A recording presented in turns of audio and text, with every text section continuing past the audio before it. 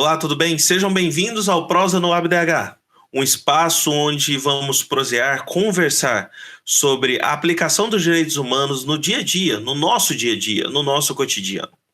E para começar, vamos hoje discutir sobre um tema muito importante, muito relevante e que está em foco no momento no Brasil.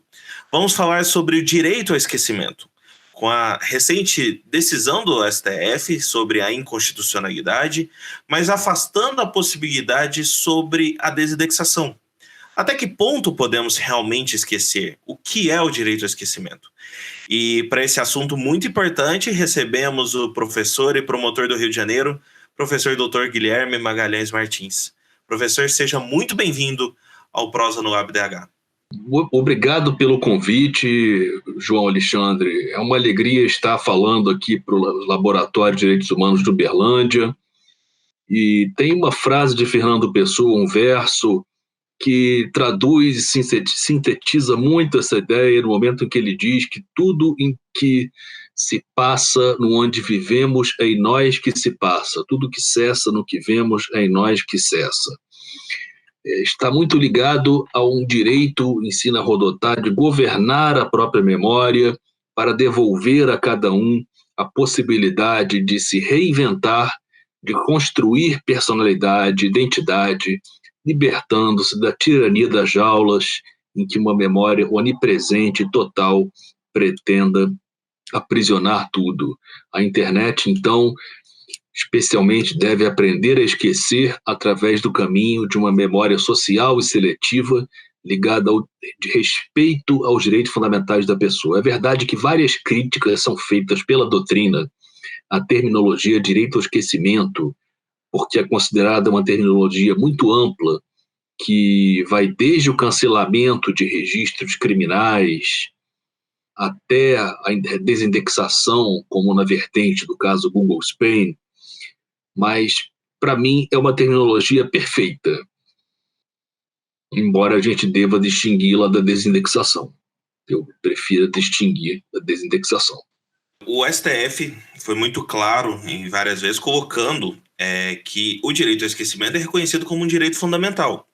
E citou, por exemplo, a ideia da Escola de Boston em 1890, com Brandon Warres, o caso Lebas na Alemanha, por exemplo, e na Europa, o direito ao esquecimento é reconhecido como um direito fundamental da pessoa humana, vindo da proteção de dados, que é discutido na Europa desde a década de 50, previsto constitucionalmente em várias constituições desde a década de 70, e nós temos agora uma decisão do STF no Brasil que considera a proteção de dados como um direito fundamental, mas o direito ao esquecimento não foi tão reconhecido assim como um direito fundamental, inclusive pela decisão agora da Ida Cury foi, ao contrário, mesmo tendo uma brecha aí na tese do STF. Por que o direito ao esquecimento tem que ser reconhecido como um direito fundamental? O que o senhor acha sobre esse tema? A questão toda está, sobretudo, no Big Data, está em um ambiente como a internet, que não tem como qualidade o esquecimento. A humanidade sempre conviveu com o ato de esquecer, mas o desenvolvimento tecnológico possibilitou um armazenamento de dados, sobretudo na nuvem, jamais antes visto, que a sociedade nunca teve. E o professor Victor Mayer Schönberger, na sua obra paradigmática Delete, nos alerta para as principais consequências do fenômeno da memória digital. A primeira se refere ao perigo da percepção pelas pessoas de que tudo que se disponibiliza na internet pode se voltar contra o próprio usuário. E, além disso, a memória digital pode evitar que cada indivíduo exerça a habilidade de evoluir, mudar, crescer como ser humano sem ficar preso ao passado. Ou seja, a memória perfeita da internet prejudicaria a habilidade da sociedade em esquecer. O professor Daniel Bucar tem um excelente artigo sobre o direito ao esquecimento na revista Civilística, em que ele considera que o direito ao esquecimento é uma garantia da autodeterminação informativa inserido dentro do controle temporal de dados que demanda uma proteção das escolhas pessoais após certo período de tempo em que o indivíduo já não pretende mais ser lembrado, rememorado por dados passados. E, historicamente, em 2014, foi aprovado na sexta jornada de direito civil o enunciado 531. Eu fui o autor da proposta, que estabelece que a tutela da dignidade humana na sociedade da informação inclui o direito ao esquecimento. Historicamente, um pouco depois, no ano seguinte, na sétima jornada de direito civil, o enunciado 576, o direito ao esquecimento pode ser assegurado por tutela judicial inibitória. Muita gente confunde direito ao esquecimento com remoção de dados, são duas coisas distintas. A remoção de dados é a consequência do direito ao esquecimento, o efeito, que com ele não se confunde, pode acontecer. E que o STF ressalvou os casos de desindexação. Como a gente vai ver, a decisão do STF não atingiu as hipóteses de desindexação.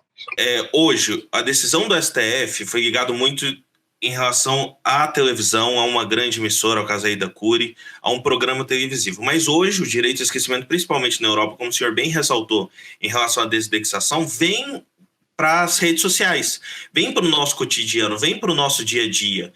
E essa decisão do STF, por exemplo, ela tem a ver mais com a televisão e não com a desindexação ou com os direitos que a gente vive hoje. Eu brinco muito da questão do Neymar, que o pessoal revive os tweets dele de 2011, 2012 com aquele negócio, estou trazendo o refri, rapaziada. Tirando do contexto, tudo bem, virou um meme hoje. Neymar é uma figura pública.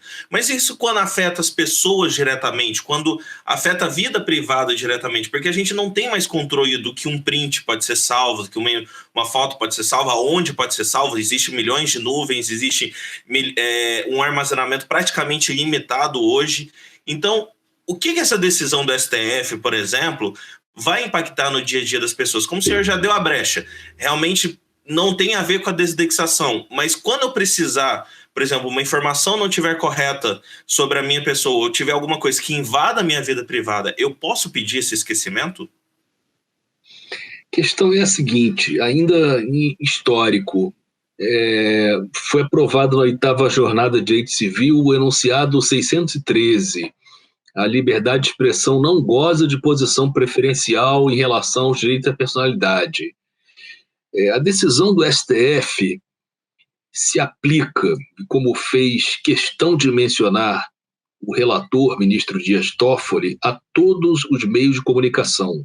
Ele fez questão, tem um momento do voto em que ele diz, vamos para evitar um tratamento fragmentado, diferenciado, como critica parte da doutrina, vamos fazer uma disciplina uniforme de todos os meios de comunicação aqui, ou seja, se aplicaria tanto à internet quanto aos meios televisivos. A única coisa que ele deixou de fora foi a desindexação, expressamente.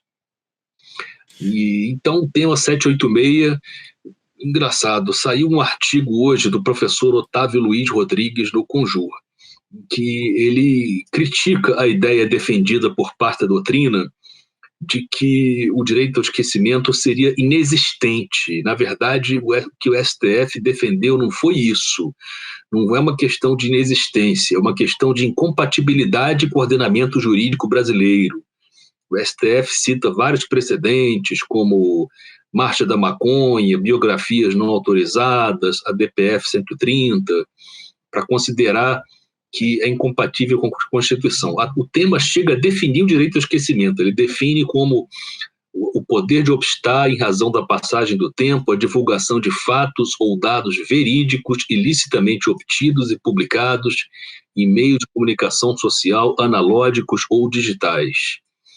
Eventuais excessos ou abusos no exercício da liberdade de expressão e de informação devem ser analisados caso a caso a partir dos parâmetros constitucionais, especialmente os relativos à proteção da honra, da imagem, da privacidade, da personalidade em geral e as específicas e expressas previsões legais nos âmbitos penal e civil. Ou seja, o que vai acontecer daqui em diante?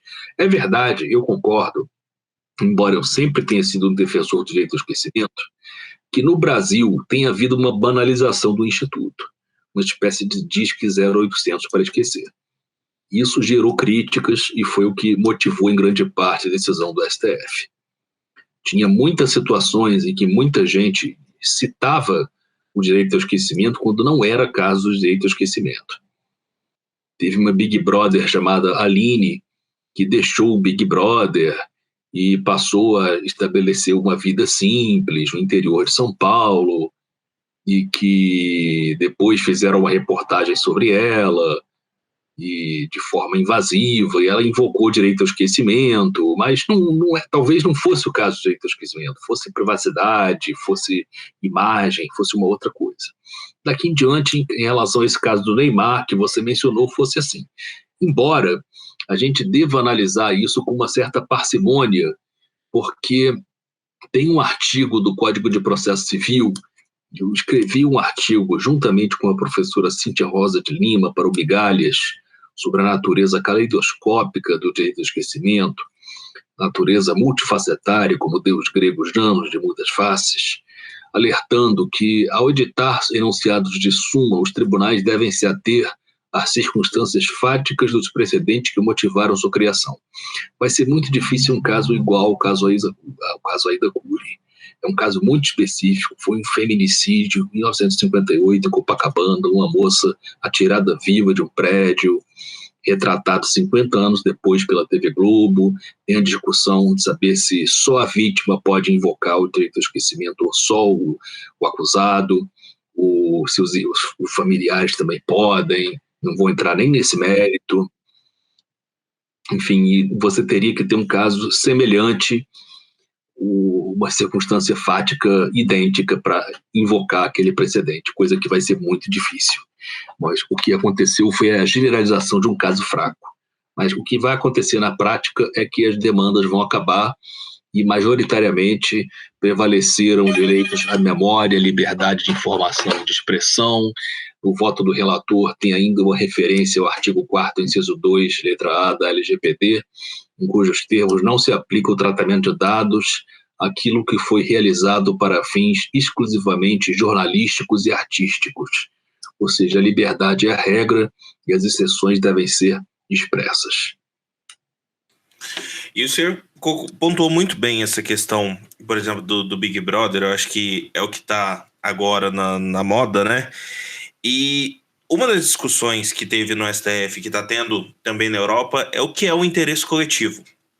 Porque, ao mesmo tempo que você tem essa questão da liberdade de expressão, do interesse coletivo, das pessoas quererem saber, você também tem a questão da vida privada, igual foi muito bem citado pelo senhor. Até que ponto vai o interesse coletivo e até onde o interesse coletivo sobressai sobre a vida privada? Então, vamos dizer assim, o que está no jornal é interesse coletivo, mas talvez o que está na rede social não seja interesse coletivo, só daquelas pessoas que estão na ligação. Se eu for ver como é que surge o Facebook, é para uma ligação de amigos. O Instagram é para você apresentar a sua vida através de fotos, compartilhar os seus momentos. Então, na verdade, sempre foi um compartilhamento para um grupo restrito. Hoje, claro, existe influencers com milhões de seguidores, mas existem também as pessoas que querem continuar com esse propósito inicial das redes sociais. E até que ponto esse interesse coletivo sobressai sobre a minha vida privada, eu não querer que algumas informações saiam a público e eu querer viver minha vida privada de forma normal, de forma cotidiana? A pergunta é muito interessante e é muito ampla, porque o que é interesse público, isso depende muito da dimensão da mídia, porque as mídias sociais surgiram de forma muito embrionária. O Facebook tem um surgimento nas universidades norte-americanas como forma de interligar universitários através de fotografias, aí depois foi crescendo e se tornou hoje o gigante bilionário, o monstro que é. Claro que existem certas personalidades na web que, no momento em que fazem uma postagem, essa postagem se torna midiática. Por exemplo, no momento em que o Neymar deixa de seguir alguém, apenas para repetir o seu exemplo, o fato de o Neymar deixar de seguir alguém, se for uma outra pessoa famosa, é possível que isso tenha uma repercussão. no sentido de um rompimento, seja interpretado como um rompimento por outras pessoas. E isso vai ter uma repercussão em cadeia. Ou seja, depende muito de quem se trata. Depende muito dos personagens envolvidos. A pessoa pode restringir na rede social o âmbito da divulgação das informações. Ela pode construir redes menores, ela pode evitar uma exposição da sua privacidade, ela pode limitar o número de seguidores ou o número de informações que são veiculadas. Mas existe um interesse coletivo que não pode ser negado na memória social, por exemplo, eventos ligados a ditaduras militares, ou eventos históricos ligados a guerras mundiais, Comissão da Verdade, personagens históricos como Buda, Gandhi, Hitler, Maomé, jamais serão esquecidos, Operação Lava Jato, improbidades administrativas, e sobre isso não há direito ao esquecimento, nunca poderá haver. Maus políticos, isso também, um dos argumentos que alguns utilizam contra o direito ao esquecimento é de que seria uma possibilidade de apagar ao seu alvedrio, de reescrever a história, mas não é. É um direito excepcional, que não pode ser banalizado, ligado muito à identidade pessoal, à possibilidade de se reinventar a vida, a possibilidade de estabelecer novos rumos, e que agora, no Brasil, apesar de toda uma tendência favorável no direito comparado, em Portugal, que você trabalha muito com isso, João, Alemanha, a comunidade europeia de uma forma geral. Infelizmente, no Brasil, agora, nós seguimos na contramão, embora o STF tenha deixado de lado a desindexação. Desindexação é a marcação do URL para que não conste dos resultados de busca dos buscadores normais. Ou seja, no momento que você desindexa, isso diminui o potencial de disseminação do conteúdo, diminui os danos, não acaba completamente com os danos, mas, ou seja, quando existe uma desindexação, poderá haver uma ponderação sem prevalência priorística das liberdades comunicativas. Aí vai ser no caso a caso concreto, vai ver qual interesse prevalece. O interesse que só pode ser o interesse privado. Quando houver interesse público, não há direito ao esquecimento, vamos deixar isso claro, mas tem que haver um direito à personalidade, um interesse privado de uma pessoa, uma informação passada, lícita, que pode ser verdadeira, mas cuja divulgação no presente se torna abusiva e, por esse motivo, ofensiva à sua personalidade.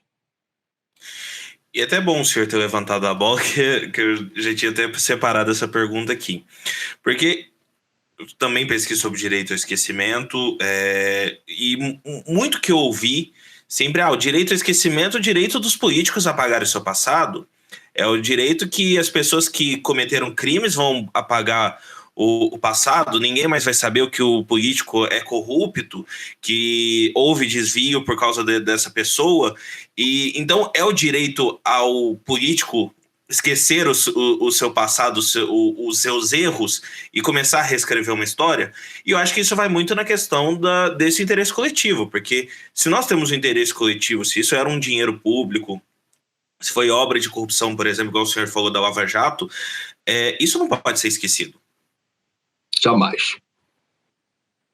E por que então o pessoal fala que é um direito, por exemplo, dos políticos de reconstruir a vida, por exemplo?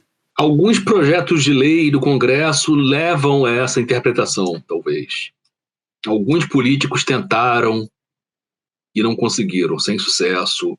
Existe um processo no STJ em que aquele coronel Brilhante Ustra, na Comissão da Verdade, tentou ver reconhecido um direito ao esquecimento, não conseguiu, em voto de desempate do ministro Paulo de Tarsan Severino, prevaleceu o interesse dos familiares das vítimas de tortura no DOI-CODE de São Paulo. E O senhor reconhece, por exemplo, na Europa, o direito, como a gente já colocou aqui várias vezes, o direito ao esquecimento é considerado um direito fundamental, principalmente para essa correção de um erro, que eu falo o seguinte: quando você pesquisa o nome de uma pessoa, se esse nome está ligado a algum problema, as 10, 15 primeiras resultados do Google sempre vai aparecer esse problema. Então a pessoa vai ficar marcada para sempre por um problema que talvez, por exemplo, por um crime que, tanto que o primeiro caso da desindexação no Brasil foi um crime que não foi, uma suspeita de um crime que não foi nem investigado pelo CNJ, e que a pessoa acabava que na hora de pesquisar o nome da pessoa sempre vinha essa possível fraude num concurso. Hoje, se você tiver uma notícia ruim, sempre os 15, 20 primeiros vão ser sempre sobre essa notícia ruim, e normalmente as correções da notícia ruim nunca aparecem. Ou quando aparece na matéria, aquela nota de rodapé ali embaixo que faz essa correção. E na Europa eles entendem isso, principalmente da desindexação, como um sistema para você corrigir e não deixar uma pessoa estigmatizada por um problema talvez que nem chegou a acontecer, ou que ela só era suspeita, ou que pode realmente impedir dela viver cotidianamente. E isso faz com que a pessoa possa desenvolver a sua personalidade livremente. E no Brasil, mesmo o STF não não falando contra a desindexação, mas afasta um pouco o esquecimento, uma vez que, se eu for entrar com uma ação, mas o STF já disse contra o esquecimento. Então, como é que fica essa situação hoje? Esse não reconhecimento como um direito fundamental, como é visto na Europa, traz prejuízo para o cidadão comum? Pode trazer algum impedimento para a nossa vida cotidiana, caso isso aconteça, esses exemplos que eu dei? Eu entendo que o que vai acontecer na prática vai ser o seguinte: vai ser que cidadãos vão fazer pedidos com base em outros direitos fundamentais, com base na privacidade, na honra, na imagem, identidade pessoal. É o que vai acontecer. Os pedidos vão acabar continuando, só que o que vai mudar é o nome. O nome direito ao esquecimento vai acabar. Tem muitas demandas infundadas que vão acabar, mas vai ter demandas fundadas que vão ser dificultadas. Ou seja, vai haver um prejuízo, sim. E o senhor acha que pode existir uma luz no fim do túnel, por exemplo? Como o senhor disse, a questão da desindexação não foi afastada pelo STF para um possível julgamento no futuro. Pode vir um projeto de lei que consolide o direito ao esquecimento, tal como é o artigo 17 do Regulamento Geral de Proteção de Dados na Europa, porque a nossa Lei Geral de Proteção de Dados, infelizmente, não trouxe nada sobre o esquecimento, e na Europa já temos previsto desde 2016 no regulamento. O senhor acha que pode existir essa ideia no Brasil de uma possível alteração, por exemplo, na LGPD, uma possível alteração em outra lei que possa colocar o direito ao esquecimento em voga novamente e que possa estabelecer isso para o Brasil? Tem um projeto de lei, por exemplo, está aqui na minha frente, PL 2172 de 2015, deputado Jefferson Campos, que propõe uma alteração diferenciada no artigo 7º, inciso 14 do Marco Civil da Internet, Lei 12.965 de 2014, que prevê como direito básico do usuário a remoção por solicitação do interessado de referências a registro sobre sua pessoa em sítios de busca, redes sociais ou outras fontes de informação na internet, desde que não haja interesse público atual na divulgação da informação e que a informação não se refita a fatos genuinamente históricos. Ou seja, é um caso de remoção de informações na internet se não houver interesse público atual e se não for um fato genuinamente histórico. É mais ligado à ideia de apagamento que a gente tem no RGPD. Tem um outro projeto que eu acho muito ruim, da deputada Soraya Santos, que propõe uma mudança ao artigo 19 do Marco Civil, que é o parágrafo 3A, acrescentando: o indivíduo, vou ler aqui, indivíduo ou seu representante legal poderá requerer judicialmente a qualquer momento a indisponibilização de conteúdo que ligue seu nome ou sua imagem a crime, de que tenha sido absolvido com trânsito em julgado ou a fato calunioso, difamatório e injurioso. Quer dizer, requerer a indisponibilização de conteúdo até mesmo o crime ou a fato calunioso, difamatório e injurioso. Complicado. Tecnicamente, não é a melhor saída. Ou seja... Professor, muito obrigado, de verdade. Acho que esse bate-papo vai esclarecer algumas coisas, porque, como o senhor disse, o esquecimento é uma coisa muito ampla, acabou virando muito amplo no Brasil. Muita gente colocou vários significados para esse esquecimento, e acho que foi bem esclarecedor, principalmente essa questão do interesse coletivo, de onde o direito ao esquecimento vai atuar, né? Onde ele pode atuar. E eu queria deixar o espaço para o senhor dar algumas considerações finais sobre o tema e incentivar as pessoas como nós a pesquisar sobre o tema, que é um assunto muito importante, que agora vai ser cada vez mais debatido depois dessa decisão do STF. Eu agradeço mais uma vez ao Laboratório de Direitos Humanos de Uberlândia pela oportunidade, pelo convite. O tema é delicado, é sensível socialmente, envolve um conflito de interesse. Por um lado, o interesse público de que fatos passados sejam relembrados, um direito da coletividade à informação, e por um outro, um direito da coletividade de não ser perseguido por toda a vida por um acontecimento pretérito. Mas não podemos simplificar a informação no sentido de que seria uma espécie de censura judicial, de que seria uma censura dos juízes, um direito dos juízes de apagar a história, de escrever os fatos a seu alvedrio, mas, sobretudo, que há um direito fundamental da pessoa humana em risco, em jogo, nesse caso. Muito obrigado pela oportunidade. Obrigado, professor. Para quem nos ouviu nas plataformas de áudio, o vídeo completo da entrevista está no nosso canal do YouTube, você pode assistir também. Para você que assiste no YouTube, você pode também ouvir novamente, caso queira, nas plataformas de áudio. Professor Guilherme, muito obrigado novamente e espero poder convidá-los para mais um pouquinho de uma prosa aqui no LabDH. Obrigado.